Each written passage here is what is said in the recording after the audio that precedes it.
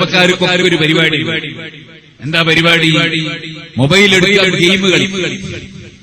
ഈ ഗെയിമിൽ ചില ചെറിയ കുട്ടികളൊക്കെ ഗെയിം കളിക്കാൻ തുടങ്ങി. ഈ ഗെയിം കളിച്ചിട്ട് തോറ്റാൽ പോയി ആത്മഹത്യ ചെയ്യുക, സ്വന്തം ശരീരം തന്നെ കൊന്നുകളയാണ്. എപ്പോഴാ പിന്നെ തൗബ ചെയ്യല്? ഡയറക്റ്റ് നരകത്തിലേക്ക്, നേരെ നരകത്തിലേക്ക്. സ്വന്തം ശരീരത്തെ കൊല്ലുന്നവൻ, മറ്റൊരാളെ കൊല്ലുന്നവൻ.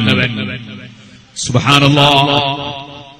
വമൻ യഖ്തുൽ മുഅ്മിനൻ മുതഅമ്മിദൻ ഫജസാഉഹു ജഹന്നം ഖാലിദൻ ഫീഹാ. കൊല്ലുന്നത് അനുവദനീയമാണെന്ന് വിശ്വസിച്ചുകൊണ്ടാണെങ്കിൽ കൊന്നവൻ കാലകാലം ഒരിക്കലും തീരാത്ത കാലം നരകത്തിൽ തന്നെ. ഇനി അഥവാ തെറ്റാണെന്ന വിശ്വാസപ്രകാരം ഹലാലാണെന്നോ അനുവദനീയമാണെന്നോ വിശ്വസിക്കാതെ ആണെങ്കിൽ തന്നെ എത്രയോ കാലം ജഹന്നമിൽ തന്നെ. അത്ര വലിയ തെറ്റല്ലേ മറ്റൊരാളെ കൊല്ലുകയെന്നത്? സുബ്ഹാനല്ലാഹ്. രാഷ്ട്രീയത്തിന്റെ പേരിൽ, ഗെയിം കളിച്ച് തോറ്റതിന്റെ പേരിൽ എന്തിനധികം പറയണം? ഇന്ന് എന്നോട് ഒരാൾ പറഞ്ഞു, ഇവിടെ തൊട്ടടുത്ത് നമ്മുടെ ഉള്ളാളത്തിനടുത്ത് KC റോഡിൽ ഒരു ചെറിയ ചെറുപ്പക്കാരനായ കുട്ടിയെ വേറൊരാൾ ഗെയിം കളിച്ച് തോറ്റവൻ വിളിച്ചു വരുത്തിയിട്ട് വലിയൊരു കല്ലെടുത്ത് തലയിലിട്ട് കൊന്നുകളഞ്ഞു എന്ന് ഇന്നെന്നോട് ഒരാൾ പറഞ്ഞു. ഇന്നാ ലില്ലാഹി വ ഇന്നാ ഇലൈഹി റാജിഊൻ. ഞാൻ എന്റെ രക്ഷിതാക്കളോട് മുഴുവനും പറയട്ടെ, ഈ പ്രായപൂർത്തിയെത്താത്ത മക്കളെ കയ്യിലേക്ക് നിങ്ങൾ ഈ മൊബൈൽ ഫോൺ അത്യാവശ്യത്തിനല്ലാതെ കൊടുക്കല്ല കേട്ടോ. കുട്ടികൾ കരയുമ്പോൾ മൊബൈൽ ഫോൺ എടുത്തുകൊടുത്ത് കുട്ടികളെ സമാധാനിക്കുന്ന തീരെ ചിന്തയില്ലാത്ത ചില രക്ഷിതാക്കളുണ്ട്.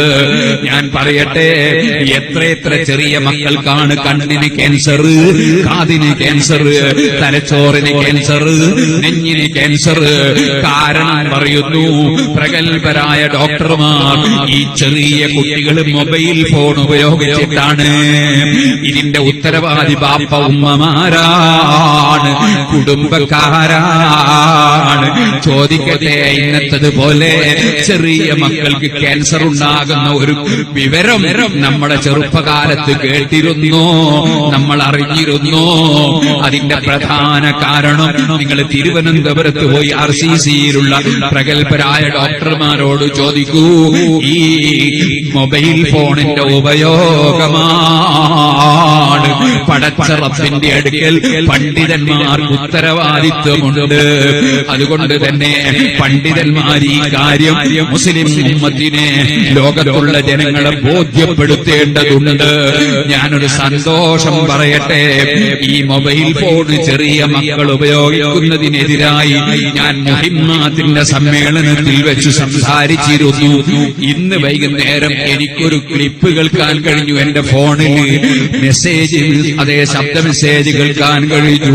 ഒരു വീട്ടിലെ 4 വയസ്സുള്ള ചെറിയ ഒരു കുഞ്ഞ്, അവന് മൊബൈൽ കിട്ടിയേ പറ്റൂ. മൊബൈൽ ഇല്ലെങ്കിൽ ബഹളമാണ്. പക്ഷേ എന്റെ ആ പ്രസംഗത്തിന്റെ ക്ലിപ്പ് കേട്ടതിന് ശേഷം ആ കുട്ടി ഇപ്പൊ മൊബൈൽ തൊടാറില്ല, എടുക്കാറില്ല. ആ കുട്ടി തന്നെ പറയുന്നു, പേരോട് ഉസ്താദ് പറഞ്ഞിട്ട് ക്യാൻസർ പിടിക്കുമെന്ന് എനിക്ക് വേണ്ട. ഇത് നമ്മുടെ മക്കളെയും നമ്മൾ പറഞ്ഞ് ബോധ്യപ്പെടുത്തേണ്ടതുണ്ട്.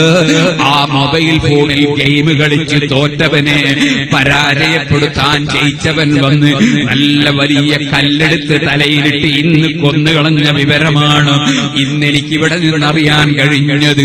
എന്തൊരു മുസീബത്താണ്! ആർക്കും ആരെയും കൊല്ലുന്നതിന് മടിയില്ല, സ്വന്തം തന്നെ പോയി ചാകുന്നതിന് മടിയില്ല, എന്ന് വരുന്നതിനും ഇവിടെ യാതൊരു ബോധവുമില്ല. ഓ സുഹൃത്തുക്കളെ, ഞാൻ നിങ്ങളോട് പറയട്ടെ, നമുക്ക് ഹബീബായ നബി തങ്ങൾ പഠിപ്പിച്ചു തന്ന മാർഗം സ്വീകരിച്ച് ജീവിക്കുന്നുവെങ്കിൽ ഒരപകടവും വരാനില്ല.